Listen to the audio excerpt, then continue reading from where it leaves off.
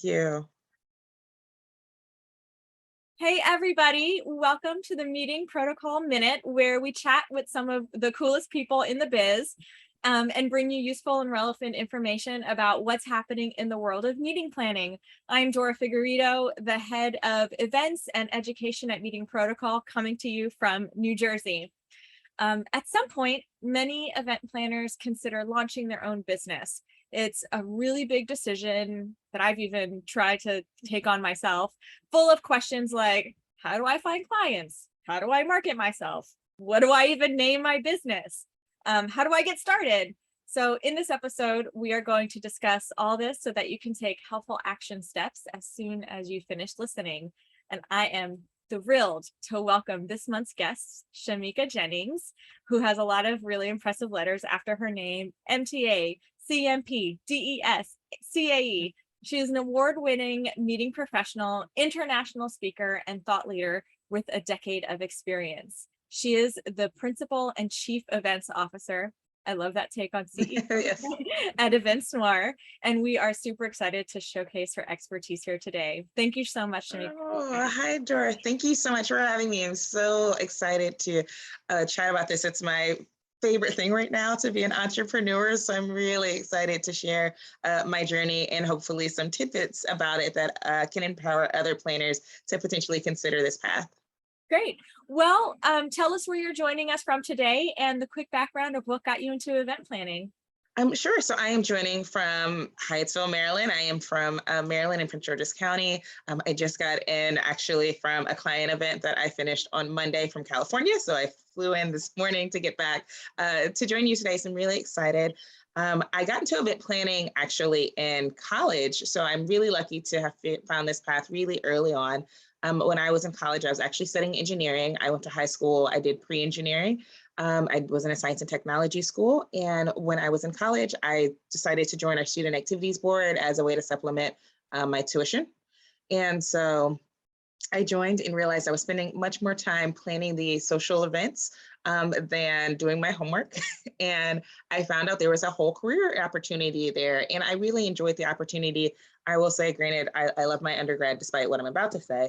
We had some racial tensions and things like that occur, but I found that throughout the events that I planned and that the Student Activities Board planned, that was the one time we all kind of came together and really enjoyed one another and learned from one another. And I thought that was really powerful.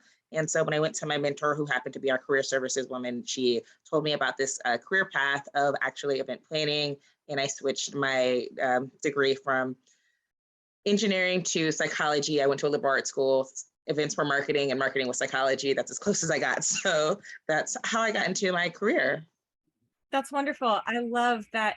Some people, you see that they make big career changes sort of in their 30s or 40s or even 50s because they've discovered they love something new. And I love that, like, early on, you were like, hey, this is it for me. I am so grateful. Like, I've literally told everyone about this career because I'm like, it's just the best thing that I have ever done. I'm so grateful to have found this so early in my career. Wonderful. Well, we are grateful that for all of your hard work here and for being with us. So as I mentioned in my intro, many event planners consider starting their own business at some point, but it can be really intimidating even knowing where to start. How did you decide to take that leap, and what were some of the initial roadblocks that you had to overcome? Sure. I kind of decided I had my business for a long time, kind of like as a side business or hustle, as people say, because I had the time and capacity to do it. My full-time job, I'm a person that loves to be busy. Like, that's just my personality. And I think I only had maybe one annual event that was small that I've gotten to such a good rhythm with my events. I can do them in my sleep sometimes. I'm just really logistically oriented.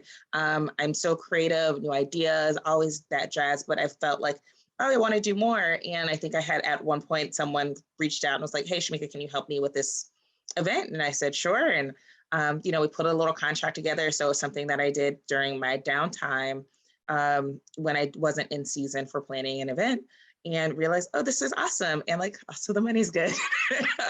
And so I found out that was an opportunity. And what really pushed me into this leap was the pandemic, to be honest with you. I started my business as a hustle pre-pandemic, but the pandemic is something that I started to lean into, I was a COVID casualty, if you will. I did lose my job, and they, I guess, downsized and eliminated my position at an association that I was with. However, at the same time, I had like 2 clients. And I said, you know what? I wanted to take some time to just reflect on who I was. The pandemic has been super traumatic for everyone. We haven't had an opportunity to slow down.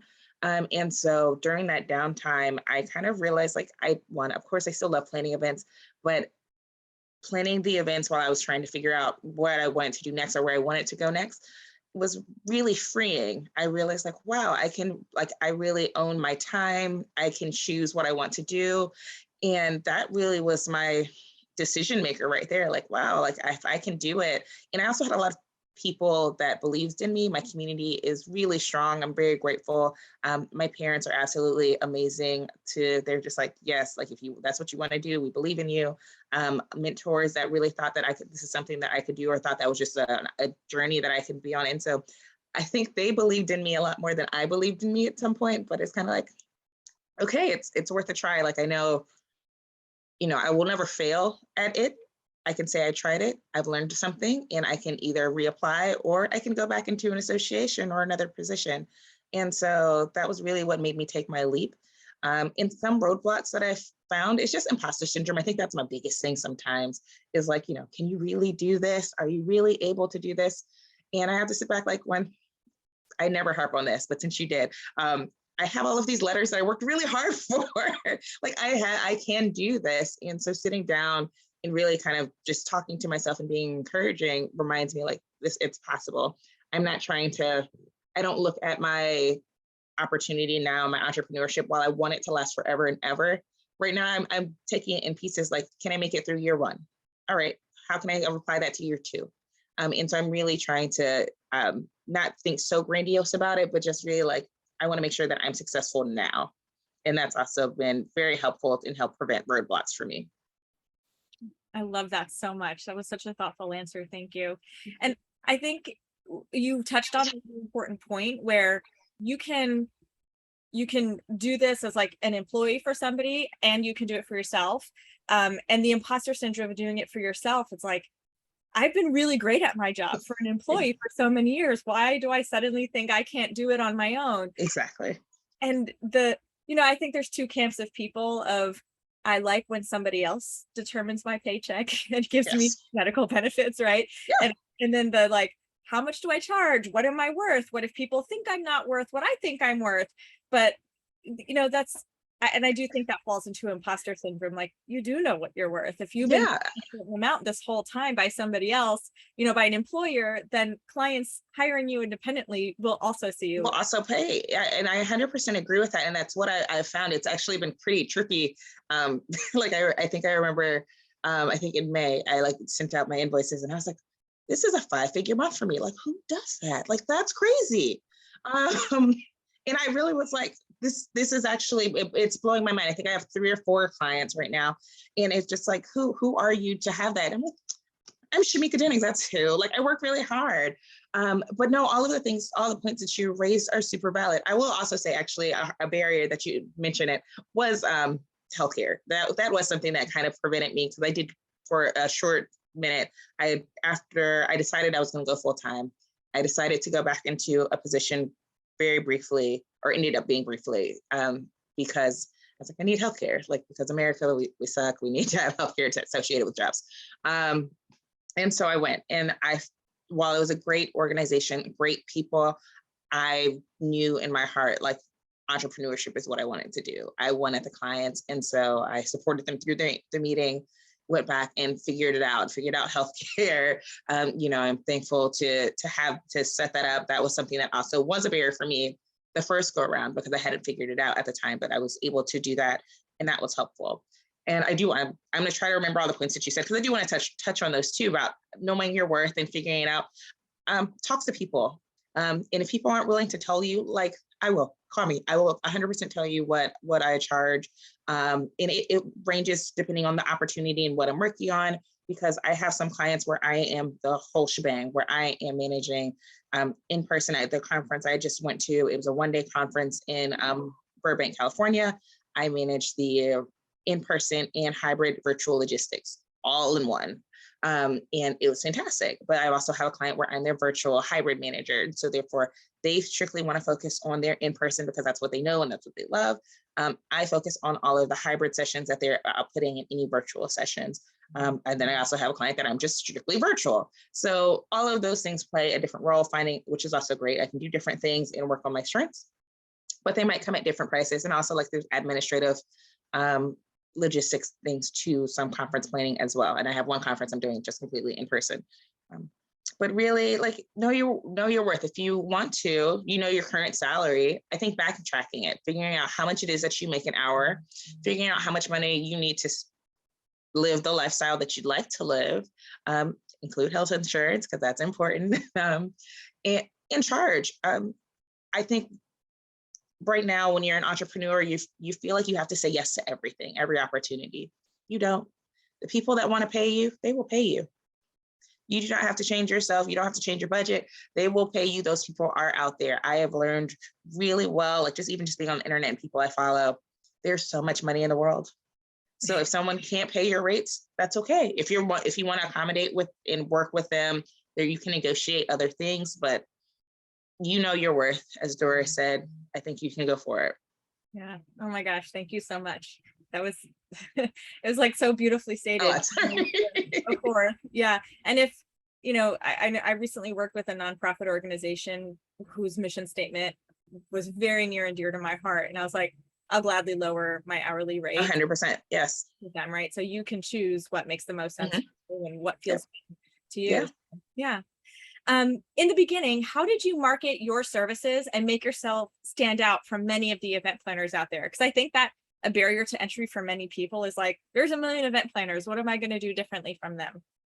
I will be honest. I think I'm still working on that, to be real with you. I honestly think my biggest asset right now is the relationships that I have with people, because I haven't had to market myself terribly because other people are marketing me, which is great. I'm really fortunate to have people saying my names in rooms that I don't even know exist. And that's really how I've gotten a lot of my clients. I think when I was with an association, I worked with eShow, for example, and they know I told them that I was on my own, and they enjoyed working with me so much that when a client needed event support, they'd mention my name. And I'd have other friends that also just know, like, Shameka events. If there's something, I think that's how I created my brand for a long time, was like, my name is synonymous with meetings or events. So if you ever hear these two words, you think of Shameka and you pass my name along. And I think I really did. That was part of my brand for such a long time. It still is. It was just very, very fortunate. And so a lot of my marketing now is just me. And I think it also makes sense as we're coming out of the pandemic. I think people are really realizing how important just humans are, connections are. People aren't really concerned about brands or your business name. If they just want to do business with you. And so if you have positive relationships and you showcase that you know what you're doing, that business will come, because people will then equate your name to events. So when they hear some of an opportunity, they'll share your name in that space. I mean, I think that's really like the most powerful thing I've learned about marketing. So I really haven't had to dive into like doing social media marketing terribly or anything like that outside of events. Like, I love personal branding. That's my next thing. And like, I like speaking on it. And so I do brand myself, and I share relevant content of the things that I've done. I share events, like on my Twitter, I was sharing posts from my event that I did this week. Highlight yourself. I think that's the way to market yourself, so that other people see you and know that that's what you're doing. And then everything will come into play after that, because they'll start, again, equating your name to events and opportunities to share. Yeah. And I think this ties into what you said earlier about imposter syndrome, because sometimes you might be tweeting about yourself and you're like, yeah, it feels weird. Yeah. Like, no, you're not putting yourself up too much. You're literally at an event and you were killing it, right? Exactly. You're like, really, I feel like, I feel like, of course, there is a way to promote yourself, but I have no idea who said we shouldn't promote ourselves. Like, we should really celebrate the work that we are doing. I bet you have so many great pictures of the work that you're doing, the befores and afters, the process. Even if you don't, take pictures. I love sharing testimonials. I have a testimonials folder that I keep in my email that I drag and drop. And so every now and then I might like use a Canva to say like, this professional said this about me. Also, it's just a good feel good for me to remind myself when I am going through imposter syndrome. But you have so much content out there that you probably don't even realize that you can share the work that you're doing.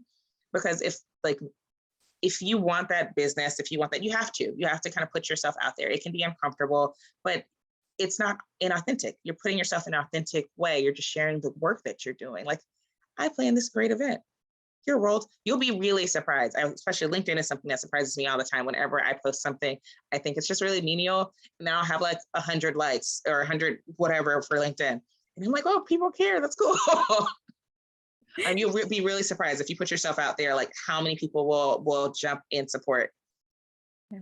So when you were planning venturing out on your own during the pandemic and then ultimately starting, what kind of goals did you set for yourself? How did you overcome potentially not meeting goals and reprioritizing? Really, I think my main goal was to see if I can make it through year one, and make it through that I can pay my bills and be financially stable through year one. That was the one big thing that I was really concerned about, and I'm grateful to say that I was able to accomplish it. And it was really just kind of looking at myself, looking at my workload, or looking at my client load to kind of see like what is my capacity, what am I capable of doing, what do I feel like I want to do. I will also say another goal of mine was that, plus I wanted to take off Q4. That was a very big goal of mine. I feel like if I can reach that pinnacle, like, you're doing something well. If you can reach, like, if you can afford your lifestyle and take off a quarter, like the holidays, like, that's cool. That was my one goal. And really, I'm such a hustler. It's probably not at all healthy to work. And just, again, it's not even networking. I just got really lucky. I get really lucky with, or I'm really blessed. I'm really fortunate with people just sharing my name and like getting, because again, I really bully people into like Shameka events. But I think that was really my main goal. And I'm trying to think of other goals that make sense for people and that are coming out into the space. I don't know. I don't know that I encourage lofty goals, because I want people to step into entrepreneurship. Is hard. And I think a lot of people, I can't remember the statistics, but it's a large number of people don't make their business past year one. And I think that is because they're trying to do too much, for lack of a better phrase. Yeah. And so I think it's really important to create a really, like, we talk about this in event planning, a SMART goal, right? Go through that. We talk about that all the time for the goals of events. Do that for your business, like a specific goal, a measurable goal. Oh, I can't remember A right now. A realistic goal and a timely goal, achievable goal. And just make it small and something that you can work towards, and then grow that goal for the following year. Yeah. I think that's really smart advice. It's like, okay, planners, use your own advice. Making really, that's it. That's it. We know how this works. Just start small, especially like if you're planning an event for the first time ever, right? It might be a loss leader. It might not be perfect. But that doesn't mean you give up on it. You take those lessons learned and you try again for year two. And then, people will continue to catch on. It's just about being consistent and putting yourself out there. That will bring the business. And so that's how all of these wonderful like associations and groups that have been planning their events for hundreds of years, because they've been doing it for 100 years. They didn't stop after like one hiccup. Yeah, I love that. I think that some folks probably have trouble structuring their day and keeping consistent routines when they move to being self-employed. When somebody else isn't telling you how to spend your time, you have to figure that out. How did you handle this as I'm still working on that. I will be 100% honest. I was just saying this week. I was like, all right, Shameka, you're really going to sit down and make this routine. Like, I have it in my head. I like block calendar, calendar block times. So I try not to have specific meetings during specific times of the day. I try to block off like a Friday to have to myself. I'm starting to incorporate a Wellness Wednesday, so I'm not working too much, because I can notoriously work into 2 a.m. because, again, with working from home is one thing, but then also working for yourself is another, where you're like, I can just work all day if I really wanted to. Don't do that. Don't be like me. Don't do it. It is really important to set boundaries. It's communicating appropriately with your clients to let them know what those boundaries are. Let them know when you're taking time off. Let them know when you will have meetings. Of course, you can be flexible and amenable if they aren't able to. I have to have a 9 o'clock meeting. Like I try not to have meetings before 10 o'clock if I can help it. That's why, it's not the end of the world if I have to do that. But I think it's being very clear in making a plan, which again is something that we all do. We're literally planners. Granted, I'm doing a terrible job right now for myself, but it's something like I know that I need to do, to sit down and like really make a plan. Yeah. Because it's so easy within entrepreneurship. I have found as I'm growing into like my few months into it, or what month is it? Almost August. I can realize like I can pour into my clients more than I pour into myself sometimes. And that is really like hard. And it sucks to like know that about myself. But that's where setting the boundaries and creating the routines come into play so that you can be positive and move forward. So it is very important to set that up. It's not perfect. It won't happen immediately. If it can, if you are that person, I so admire you and please teach us your ways. But it is something that does take time to grow, figuring out what those boundaries are that you need to set, communicate those often, communicate them early if you need to include it in like an email signature as appropriate, and follow them. Oh, all such good advice. Well, how do you ensure you have enough support? Do you ever hire out for certain tasks? And if so, Yeah. how do you do that? Yeah. I have a really dope network. I in the DC area. Well, I'm super active in the industry. So I'm active in PCMA, our local MPI chapter. I'm on the board of the National Coalition of Black Meeting Professionals. So I am really like engaged in the event professional space. And so at this point in my career, I've made a lot of friends. And so I know people's capacities. I do know other event professionals that are entrepreneurs and freelancers as well, that can support. I actually brought my younger brother into the space. And so he is now an event planner, and he happens to also be in California planning a meeting right now. I've brought my mom into the space in some capacities. So when I've needed some assistance, I just have a great network of people that can provide support. I am not at all afraid to, oh, that's not true. I am afraid sometimes to admit that I'm overwhelmed, but then I like, when it comes to hiring out, there's so much, again, the pie is so large. There's something for everyone. I don't want to be a hoarder. I don't need to be a hoarder. And I am grateful to have a network of people where I can reach out to say, hey, I have this opportunity, or hey, I need additional support. So I had a meeting recently where we needed support doing travel assistance. And I just reached out to my network, hey, I need 3 people to help with travel assistance. Boom, boom, boom. It was very easy. I had an event that I just needed one additional staff person to come on site with me. Boom. And it's really just, again, making the ask, putting it out to your network, because you never know who's going to respond. At this point, I have a good rhythm of knowing who some of those people are that I can go to first, but it's just talking to your base in your network to see what capacities they have, what are they doing, would they be interested? Because like you mentioned in the beginning, a lot of meeting planners, one, we all love what we do and probably would love to go into entrepreneurship in some capacity, but maybe not full time, but maybe if you have some downtime, like you can help with some projects. Yeah. Well, for our final question, I want to end with something fun. Please share a memory from a super cool event that you've been a part of, either as an attendee or a producer. Let's see. One of my favorite events, one of my favorite events, it's just random. I think everyone's probably done this now. We just had a lot of cool activations in the space. And so we started registration with like a reception. I got the idea from, I think, Connect Meetings, where we had a DJ. What we did was silent disco, actually. So we had a silent disco, headphones. We had our attendees submit songs. So we created a playlist specific to our songs. We had puppies and ice cream. So we had puppies from a shelter and ice cream. So as soon as people came in to get their badges, I thought that sets a really positive tone for our conference, because after a long day of travel, it's a lot. So people got to play with puppies, ice cream, do a silent disco. We had a huge coloring book wall. So that was there in the space throughout the conference where people could color. We had a great wellness room. We did so many like super cool things at that one conference that I was super jazzed. It was like my absolute favorite thing. I think we went to a dueling piano bar and brought it out and had sponsor activations everywhere. probably one of my favorite events that I have done, and that was in this area in Alexandria, actually. But I've done so many cool things. I'm really like, I planned a lot. Like even my event on Monday was really dope. I'm really extraordinarily proud of that, just because it's one. I think it was a hybrid event that I did by myself, which was like, normally you need a team. Still recommend a team, but it went really, really well. So it's been cool to like come into my own events as my business. Like, oh yeah, I did that. That's cool. Now as part of association. So Yeah, I I love can. it.